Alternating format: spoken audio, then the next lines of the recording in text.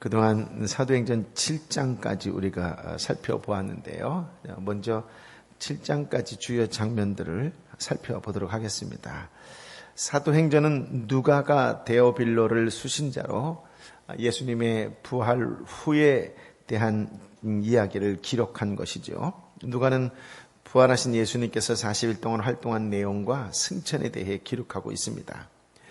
예수님께서 승천하신 후 제자들은 마가의 다락방에 모여 합심으로 기도하고 또 가룟 유다 대신 마띠아를 사도로 선출하는 것을 통하여 1장을 마무리하지요. 2장에 가서는 성령이 강림하시고 교회가 탄생하게 됩니다. 오순절 날이 이름에 저희가 다 한 곳에 모였을 때에 성령이 강림하고 베드로가 군중들을 향하여 설교하자 많은 무리가 회개하여 세례를 받았으며 이날의 제자의 수가 3,000이나 늘었다, 이렇게 고백을 합니다. 그들은 사도들의 가르침을 받아 서로 교제하며 떡을 떼며 기도에 힘썼지요. 이렇게 해서 탄생된 초대교회는 어찌 보면 모든 물건을 서로 통용하고 또 재산과 소유를 팔아 각 사람의 필요에 따라 나눠주고 날마다 마음을 같이하여 성전에 모이기를 힘쓰고 하나님을 찬양하며 온 백성에게 칭송을 받으니 주께서 구원받은 사람을 날마다 더하게 하셨다라고 기록하고 있습니다. 3장에는 안진뱅이가 고침받는 사건이 나타나게 됩니다. 오후 시간에 베드로와 요한은 성전 미문에 앉아 구걸하는 안진뱅이를 예수의 이름으로 일으키고 무리들에게 예수께서 메시아이심을 선포하고 그들이 저지른 과오를 회개하도록 촉구했지요. 이러한 결과 4장에서 베드로와 요한이 체포를 당하게 됩니다. 베드로와 요한이 모인 무리에게 예수님의 죽음과 부활을 증거하던 중 유대 지도자들에게 체포되어 투옥된 후 공회에서 심판과 협박을 받았지요. 이때 말씀을 듣고 또 믿는 자의 수가 남자만 약 5,000이나 되었다라고 하는 기록도 있습니다. 산헤드린 공회가 베드로와 요한에게 질문합니다. 아니, 강요하고 명령합니다. 예수의 이름으로 말하지도 말고 가르치지도 말라고 분명히 경고했는데 너는 왜 그 말을 듣지 않느냐라고 하는 것이겠죠. 그때 베드로와 요한이 이렇게 대답을 합니다. 하나님 앞에서 너희 말을 듣는 것이 하나님 말씀 듣는 것보다 더 옳으냐 판단해보라. 우리는 보고 들은 것을 말하지 아니할 수가 없다라고 그들은 기탄 없이 당당하게 말함으로써 결국 노임을 받은 후에 동료들에게 돌아가게 됩니다. 5장에 와서 아나니와 삽비라 사건이 발생하게 됩니다. 초대교회의 성령 충만의 역사가 일어나자 이것을 시기하던 사탄은 밖에서 핍박을 가하다가 별로 효과가 없자 이번에는 안에서 안으로 교회의 순교를 더럽히려고 합니다. 아나니아와 삽비라가 자기의 소유를 팔아 얼마를 감추고 사도들 앞에 바치나 성령을 속임으로 결국 죽임을 당하지요. 한편 사도들이 큰 권능을 행하는 것과 초대교회 성도들의 진실한 삶은 오히려 유대 지도자들의 박해를 불러일으켜 사도들을 잡아다가 옥에 가두었으나 하나님께서 사도들을 석방시키는 그런 드라마틱한 장면도 5장에 나옵니다. 6장에 와서 이제 7 집사가 임명이 됩니다. 제자의 수가 많아지고 또 공개하는 일이 가중되자 성령과 지혜가 충만하여 칭찬 듣는 사람 7을 집사로 세워 이 일을 맡기고 사도들은 말씀을 전하는 일과 기도하는 일에 전심전력하게 되지요. 초대교회는 하나님의 말씀이 점점 왕성하여 예루살렘에 있는 제자의 수가 더 심히 많아지고 많은 제사장의 무리도 하나님의 말씀 앞에 복종하는 자로 돌아오게 되는 그런 놀라운 기적과 같은 역사가 계속적으로 이어지게 됩니다. 그런 가운데 우리가 지난주에 살펴본 7장에 스데반의 설교와 순교하는 장면이 나오고 이것을 기점으로 해서 기독교 초대교회가 무너지고 흩어지는 장면이 나오지요. 스데반은 그리스도인이었기 때문에 교회의 직분을 맡은 자였기 때문에 복음을 전했기 때문에 기적을 행했기 때문에 체포되었습니다. 산헤드린은 그를 신성 모독죄로 고소하고 신문을 했지요. 스스로 변호해보라고 하는 공회들의 요구를 받은 스데반은 마치 성경 창세기부터 말라기에 이르기까지 말씀을 언급하며 거기에 담긴 진정한 의미가 무엇인지를 드러내는 그런 놀라운 설교를 장황하게 합니다. 그리고 마지막으로 스데반은 자신이 전한 메시지를 사내들인에게 적용을 하며 이렇게 선포하지요. 같이 한번 읽어볼까요? 51절부터 53절까지의 말씀입니다. 시작. 목이 곧고 마음과 귀가 꽉 막힌 사람들이여, 당신들도 여러분의 조상처럼 계속해서 성령을 과욕하고 있습니다. 당신들의 조상이 핍박하지 않은 예언자가 있었습니까?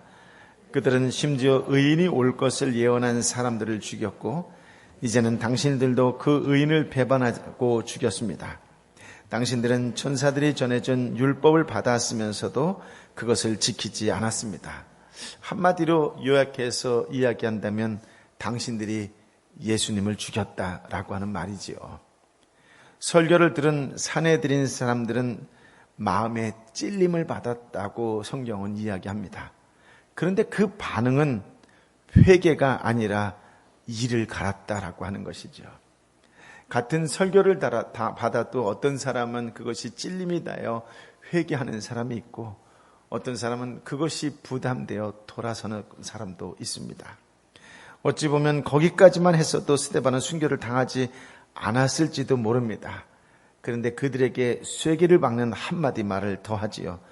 그것은 성령이 충만한 스데반이 그 순간 체험한 영적인 것이었을 것입니다. 56절에 보면 그가 이런 말을 합니다. 보십시오. 하늘이 열리고 인자가 하나님의 오른편에 서 계신 것이 보입니다. 라고 하는 것이죠. 이 말이 너희들이 십자가에 못 박아 죽인 예수님이 죽은 것으로 끝난 것이 아니라 살아계신다. 보라, 하나님의 보좌 우편에 서 계시지 않느냐라고 말한 것이죠. 그들은 이 말을 듣고 견딜 수가 없었습니다. 귀를 막고 소리를 질렀습니다. 일제히 스데반에게 달려가서 그의 몸을 붙잡고 성 밖으로 끌어내었습니다. 그리고 돌을 들어서 스데반을 때려 죽인 것이죠. 이것이 스데반이 순교당한 이유요, 순교당한 방법입니다. 오늘 본문 8장은 생명의 말씀이 예루살렘을 벗어나 유대와 사마리아 모든 땅으로 퍼져나가게 되는 일을 기록한 장면이라고 할 수가 있습니다. 적대적인 세력의 예루살렘 교회에 대한 핍박은 4장 18절에 경고로 시작해서 5장 40절 채찍질로 강화되었다가 지난주 7장 60절에 스데반의 순교에서 정점에 이르게 되는 것이지요. 그가 순교하던 그날에 예루살렘에 있는 교회에 큰 핍박이 일어났다고 성경은 기록합니다. 스데반의 죽음이 기폭제가 되어 그동안 참아왔던 교회에 대한 적대감이 맹렬하게 폭발한 것이죠. 예루살렘 교회는 더 이상 온 백성에게 칭송을 받는 고상한 생활을 즐길 수 없게 되었습니다. 무시무시한 핍박 때문에 예루살렘에 머물 수 없게 된 것이지요. 가족, 친지들과 생이별해야 할지라도 안정된 직장을 버려야 할지라도 살아남기 위해서는 유대와 사마리아 모든 땅으로 흩어질 수밖에 없었습니다. 그런데 이 핍박의 중심에 사울이 있었습니다. 사울은 스데반의 죽음을 당연한 것으로 여겼습니다. 핍박을 하면서도 양심의 가책을 전혀 느끼지 않았다는 뜻이지요. 교회를 파괴한다라고 하는 것을 다른 말로 집집마다 돌아다니며, 그는 교회를 파괴하면서 집집마다 돌아다니며 남자와 여자를 가리지 않고 끌어내 그들을 감옥에 보냈습니다. 여기서 집집마다 돌아다녔다라고 하는 말을 F.F. 브루스라고 하는 신학자가 멧돼지에 비유를 해서 멧돼지가 수확기를 앞둔 포도원을 마구 파헤치는 것을 그때 사용된 단어다, 이렇게 얘기합니다. 요즘에 먹을 것이 없어서 도시로 갑자기 뛰어든 그 멧돼지와 같은 표현을 사용한 것이죠. 사울이 지금 그런 상태에 놓여 있었다라고 하는 것입니다. 매우 격렬하면서도 무자비하게 교인들을 핍박하는 모습을 연상시킬 수 있습니다. 사울의 핍박은 당시의 종교 지도자들처럼 시기심에서 비롯된 것이 아니었어요. 회심 이후에 바울 스스로가 고백했듯이 갈라디아서 1장 14절을 보면 그는 유대교에 지나치게 심취되어 있었기 때문이라고 이야기합니다. 유대교를 지나치게 믿었기 때문에 박해했다고 이야기합니다. 그러면서 또 한 가지, 내 조상들의 전통, 즉 율법이겠지요. 내 조상들의 전통에 대해서도 매우 열심히 있었기 때문에 나는 핍박했다, 그렇게 고백을 합니다. 그렇습니다. 사울은 유대교를 지나치게 믿었습니다.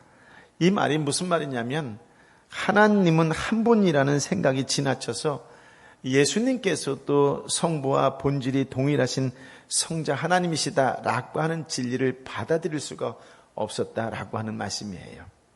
그런 주장은 다신론을 인정하는 이단이라고 사울은 생각했던 것이었지요. 또 한 가지, 내 조상들의 전통에 대해서도 매우 열성이었기 때문에 라고 하는 말은 예수님께서 율법과 성전을 성취하셨다는 사실, 그것을 받아들일 수가 없었던 것이었습니다. 그런 주장을 하는 놈은 죽어 마땅하고 그런 주장을 하는 공동체는 뿌리채 뽑아버려야 한다는 확고한 이론적 근거와 신념이 사울에게 있었던 것입니다. 이처럼 하나님의 형상이신 예수님을 바르게 알지 못하는 동안에는 비록 하나님을 열정적으로 사랑한다 할지라도 교회에 해악을 끼치는 존재가 될 수 있다라고 하는 것을 바울을 통해서 여실히 보여주고 있는 것입니다. 신앙생활에 있어서 열정은 참으로 중요합니다. 옳다고 생각하는 일을 위해 열정을 다해 헌신하는 삶은, 그런 삶은 없으면서 얄팍한 신학 지식으로 비판하는 입만 가졌다면 그것은 죽은 신앙이겠지요. 이 때문에 신앙 논쟁만 일삼던 죽은 정통의 시대의 삶을 강조한 주의가 하나 있었으니 그것이 바로 경건주의라고 하는 것이에요. 그들은 얄팍한 신학을 내세울지는 모르지만 삶에 대한 열정이 없었던 것이죠. 하지만 사울을 통해 보듯이 무지한 열정은 큰 해악을 끼칩니다. 뜨거운 체험과 삶을 강조했으나 바른 지식을 경시했던 경건주의는 결국 자유주의와 신비주의를 낳고 말았습니다. 열정적인 삶은 바른 지식을 기반으로 하고 있을 때만 스데반처럼 하나님께 인정받는 신앙이 될 수 있습니다. 하나님께 대한 열정이 넘치는 이 시대에 참으로 바른 신앙 지식이 공급되기를 여러분과 저도 함께 소원하면서 그렇게 말씀을 묵상하며 나아가야 될 줄 믿습니다. 그러고 보면 스데반은 예수님을 쏙 빼닮은 그런 사람이었습니다. 은혜와 권능이 충만하며 성령과 지혜로 변론하는 모습과 성전과 율법에 대한 그의 견해가 닮았습니다. 공회 앞에서 담대하게 진리를 선언하는 자세와 폭도들에 의해 죽임당하면서까지도 용서의 기도를 드리는 자세, 그리고 죽은 후에 경건한 사람들에 의해 장례를 지내게 된 것까지도 닮았습니다. 그런 바른 지식과 함께 바른 열정을 가진 신앙인이었다라고 말씀드릴 수 있습니다. 서리빨처럼 날카로운 진리를 선포하면서도 자기를 향해 죽일 듯 돌을 던지는 원수를 품고 기도하는 성숙한 사랑의 사람이었습니다. 이런 사람을 잃었다라고 하는 것은 교회에 있어서 큰 손실이 아닐 수가 없지요. 또한 당시로서는 유일하게 존재했던 신약교회가 풍지박산이 난 것도 큰 손실로 보입니다. 그런데 놀라운 반전이 4절에 나타나고 있습니다. 4절 말씀을 함께 읽어볼까요? 시작. 한편 뿔뿔이 흩어진 사람들은 가는 곳마다 복음의 말씀을 전했습니다. 흩어졌기 때문에 비로소 복음이 두루 퍼지게 되었음을 분명하게 기록하고 있는 것이지요. 여러분, 여기서 우리가 주의해야 될 것이 무엇이냐면 이것은 믿는 사람들끼리 싸워서 흩어진 게 아니에요. 믿는 사람들은 한 마음 한 뜻으로 하나님을 섬기며 예배드렸지만 반대자들, 적대자들, 하나님을 거부하고 거절하는 사람들에 의해서 강제적으로 해산된 것을, 흩어진 것을 말하고 있는 것이에요. 이 흩어진 지역들은 1절에서 유대와 사마리아 모든 땅이라고 밝혀두었습니다. 겉으로 보기에 교회가 완전히 망해버린 것 같지만 참으로 기묘하게도 예수님께서 명령하셨던 말씀대로 복음이 예루살렘을 넘어 유대와 사마리아 온 땅끝까지 확산되는 결과가 되었다라고 하는 것이에요. 참으로 놀랍지 않을 수가 없습니다. 이 땅의 교회가 50명, 100명 되면 정부에서 10명 단위로 흩은다고 이야기하더라고요. 그것이 이 땅의 교회가 많아진 이유 중에 가장 큰 이유라고 이야기하더라고요. 그 10개로 흩어지면 10개가 다시 또 많아지면 또 흩으면 배로 확산되고 해서 종국에 어김없는 교인들이 되었다, 이런 말을 하더라고요. 싸워서 흩어지는 건 죄예요. 믿는 사람끼리 서로의 욕심 때문에 흩어져서 교회를 세우는 것은 하나님의 마음을 아프게 하는 거예요. 여러분, 여러분의 자녀가 둘이 있는데 싸워서 둘이 갈라져서 3년, 5년, 10년 동안 얼굴 보지 않는다면 그것은 확산된 걸까요? 갈라지고 해체된 것일까요? 여러분, 착각하지 마세요. 그건 죄예요. 그건 철저히 하나님 앞에 회개해야 될 일일 것입니다. 한국교회가 한동안 그걸 자랑했다가 오늘날 이런 대접받는 교회가 된 것이에요. 여러분, 그것은 분명하게 회개해야 될 일입니다. 그러나 교회는 한결같이 한 마음으로 한 뜻으로 예배하고 하나님을 경배했는데 외부로부터 적대자들부터 하나님을 거부하고 거역하는 자들로부터 강제적으로 해산되었을 때에는 그것은 곧 부흥으로 이어진다라고 하는 놀라운 역전, 신비로운 역사를 우리가 보고 있는 것이다라고 하는 것입니다. 큰 손실로 보이는 현실 속에서도 역사는 하나님의 뜻이 이루어지는 방향, 그분의 말씀이 성취되는 방향으로 진행되었음을 분명하게 확인할 수 있다라고 하는 것이에요. 어떤 이는 이때 흩어진 사람 중에 일부가 로마에까지 가서 로마의 교회를 세웠다, 이렇게 이야기하는 학자들도 있습니다.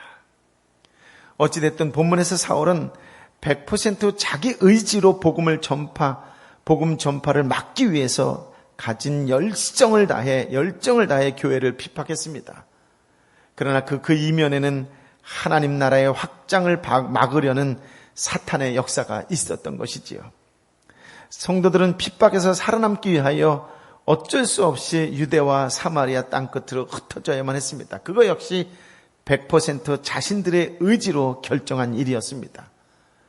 그런데 하나님께서는 사탄의 술책과 사울과 성도들의 자유의지를 전혀 침해하지 않으면서도 하나님의 말씀이 100% 성취되게 하셨습니다. 이처럼 하나님의 섭리를 통해 하나님의 미리 정하신 목적을 이루어가는 것을 조금 어려운 말로 하나님의 경륜이라고 부릅니다. 스데반의 순교와 교회의 핍박당함도 결국 하나님의 경륜 속에 있었던 것이지요. 예루살렘 교회의 성도들은 그네들끼리 오순도순 가족적인 분위기로 살아가는 것이 즐겁고 만족스러웠을 것입니다. 그들은 온 유대와 사마리아 땅끝까지 이르러 내 증인이 되라고 예수님이 말씀하셨을 때에 이 말이 무슨 말인지 잘 못 알아들었을 것이고 또 깊이 생각하지도 않았을 것입니다. 하나님께서 스데반의 순교와 핍박을 통해 그들을 흩으셨습니다. 비유하자면 활활 타오르는 모닥불을 막대기로 내려치도록 두심으로써 그 불똥이 사방으로 흩어져 올마 붙게 하신 셈이 되었다라고 하는 것이지요. 하나님께서는 성도들에게 만족할 만한 환경을 제공하는 것보다는 교회의 존재의 목적대로 살아가도록 인도하셨다라고 하는 것을 우리는 볼 수 있습니다. 내가 만족할 만한 신앙생활보다 중요한 것은 하나님께서 만족하실 수 있는 신앙생활입니다. 한동안 한국 사회에서 가장 유행한 문구가 있다면 그것은 꿈은 이루어진다라고 하는 구호였을 것입니다. 또 교회 안에서 이곳저곳에서도 비전이라고 하는 단어가 마치 유행처럼 번졌고 생각대로라는 광고 카피도 여전히 우리 사이에 먹혀들고 있습니다. 그러나 냉정하게 우리의 삶을 돌아볼 때 이루어지지 않는 꿈, 포기해야만 하는 꿈이 훨씬 많습니다. 비전은 공허한 구호가 되어버리고 생각대로 되지 않는 현실 앞에 절망할 때가 더 많지요. 사실 이것이 마음이 불편하지만 현실이라고 하는 것입니다. 그런데도 부인할 수 없는 진실은 하나님의 목적은 절대로 실패하지 않는다라고 하는 점이지요.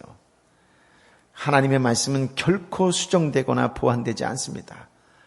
따라서 불확실한 미래와 요동하는 현실 속에서도 언제나 하나님의 말씀과 일치되는 방향으로 살아가는 것이 지혜 중에 지혜라고 하는 것이지요. 우리에게는 말씀에 충실함으로써 하나님 나라를 잘 드러내는 교회가 되려는 꿈이 있고 또 그 꿈을 가져야 되고 또 그 꿈을 이루어 나아가야 될 것입니다. 이를 위해 진리의 말씀을 옳게 분별하여 부끄러울 것이 없는 일꾼으로 인정된 자로, 부끄러울 것이 없는 일꾼으로 인정된 자로 자신을 하나님께 드리는 삶을 핵심 가치로 살아가야 할 것입니다. 하지만 때때로 바른 지식의 터전은 아직 놓지 못했는데 열정은 이미 상실해 가고 있는 모습 속에서 조급함과 염려가 생기게 되지요. 느리게 가더라도 바르게 가고 성공적이기보다 성경적인 교회가 되려고 애쓰는 일이 너무 이상적인 일처럼 보일 때도 있을 것입니다. 현실은 느리게 가면 답답해지고 성공적이지 못하면 낙심하게 되니까요. 이상적인 목표와 그렇지 못한 현실이 우리를 갈등하게 만듭니다. 사실 우리는 불가능한 꿈에 도전하고 있는 것일지도 모릅니다. 우리의 능력과 시간에는 제한이 있기 때문이지요. 하지만 그 꿈은 반드시 성취될 꿈입니다. 성경의 고린도전서 1장 18절에 보면 주님께서 너희를 우리 주 예수 그리스도의 날에 책망할 것이 없는 자로 끝까지 견고하게 하시리라 라고 말씀하고 있기 때문에 그렇습니다. 스데반은 어찌 보면 올곧은 설교 한 편으로 죽었습니다. 비유하자면 큰 건물을 짓고자 하는데 벽돌 한 장 덜커니 놓고 세상을 떠난 것입니다. 하지만 하나님께서는 그 한 장의 벽돌을 헛되게 하시지 않았다라고 하는 것이지요. 그 한 장의 벽돌을 기초로 하나님의 뜻을 이루어 가셨습니다. 스데반 한 사람만 생각하면 아무것도 성취한 것이 없어 보이지만 하나님께서는 그를 통해 많은 것을 이루셨습니다. 우리는 하나님의 경륜하심이라는 큰 그림 속에서 현재를 살필 수 있는 눈을 가져야 합니다. 비록 느리게 갈지라도 바르게 간다면, 비록 성공적인 모습이 아니더라도 성경적이라면 그것이 최선의 방책임을 믿는 믿음을 가져야 할 것입니다. 속 터지는 느림 속에서도 세속의 방법을 취하지 않고 한 장의 벽돌을 겨우 놓을 뿐일지라도 성경의 가르침대로 바르게 놓는 일을 중요하게 여길 수 있어야 할 것입니다. 우리의 추구하는 바가 말씀과 일치하는 방향이라면 비록 우리 시대에 많이 성취하지 못하는 비효율적인 방식일지라도 기뻐할 수 있는 자세를 배울 수 있어야 할 것입니다. 하나님의 경륜하심을 생각하며 사는 삶이 가장 지혜로운 줄 믿어야 할 것입니다. 끝으로 한 가지 더 생각해 보려고 합니다. 레위기 등 유대법에 따르면 돌로 쳐서 죽이는 처형은 아주 극악한 몇 가지 죄를 저지른 경우에 제한되어 있습니다. 그 중에 가장 대표적인 것은 하나님에게 불경스럽거나 그분을 모독한 죄를 지은 자에게 내려지는 것이지요. 스데반의 죄가 바로 여기에 해당되는 것이었습니다. 문제는 이렇게 돌로 맞아 죽은 자를 장사 지내거나 그 사람의 죽음을 슬퍼서 우는 행위를 하게 되면 그 역시 하나님을 거역하는 동일 범죄로 여겼다라고 하는 것이에요. 그래서 예수님의 제자들이 예수님 십자가에 못 박혀 죽으실 때에 아무도 없었던 것이에요. 자기들도 똑같이 그렇게 돌에 맞고 십자가에 못 박혀 죽을 것만 같은 두려움이 휩싸였던 것 때문이지요. 이것이 유대인의 문화였던 것입니다. 그렇게 돌에 맞아서 죽은 스데반을 장사 지내고 그를 위해 크게 운다라고 하는 것은 당시 유대 사회에서는 있을 수 없는 일이고 매우 위험한 일이었다라고 하는 것이에요. 이러한 사회적 분위기 속에서 2절에 이렇게 고백하고 있습니다. 같이 읽어볼까요? 시작. 경건한 사람들이 스데반의 장례를 치르고 그의 죽음을 몹시 슬퍼하며 울었습니다. 마치 예수님의 장례를 아리마대 사람 요셉과 또 이와 함께했던 여인들의 모습과도 같다라고 할 수가 있습니다. 성경은 이 사람들을 경건한 사람들이었다라고 이야기를 하고, 경건한 사람이 결국 예수님의 마지막 가는 길을 스데반의 죽음 앞에서 두려움 없이 장례를 치르며 크게 우는 자들이었다고 이야기하는 것이지요. 세속적인 관점에서 보면 스데반이 공회 앞에서 입바른 소리 하는 바람에 큰 핍박이 생겼습니다. 한 사람이 너무 융통성 없이 말하고 행동하는 것 때문에 수많은 사람이 고난받게 된 셈이지요. 한 사람 때문에 교회가 완전히 붕괴되었습니다. 자신의 행복과 자신의 만족을 위한 신앙생활을 추구해온 사람이라면 스데반이 곱게 보일 수 없었습니다. 하지만 경건한 사람들은 스데반이 얼마나 귀한 일을 했는가를 알았습니다. 귀하게 여겼기 때문에 자신들도 위험한 것인지도 알면서도 불구하고 그의 죽음 앞에 큰 소리로 울면서 슬퍼하면서 장례를 치렀다라고 하는 것이지요. 그리고 그들도 스데반처럼 흩어진 상황에서 복음의 말씀을 전했다라고 오늘 성경은 우리에게 알려주고 있습니다. 예루살렘 성도들이 고의적으로 하나님의 뜻에 불순종하라는 마음이 있었던 것은 결코 아닐 것입니다. 하지만 적극적으로 하나님의 뜻을 분별하여 순종하려는 마음이 있었던 것 또한 아닙니다. 그런 미지근한 상태가 지속될 때 성도는 하나님의 뜻보다는 자기 만족적인 신앙생활에 빠지게 되지요. 하나님의 뜻에 무지한 만큼 현실에 안주하게 됩니다. 그러면 하나님의 뜻의 진행을 위해 깨어지는 아픔을 겪을 수밖에 없다라고 하는 것이에요.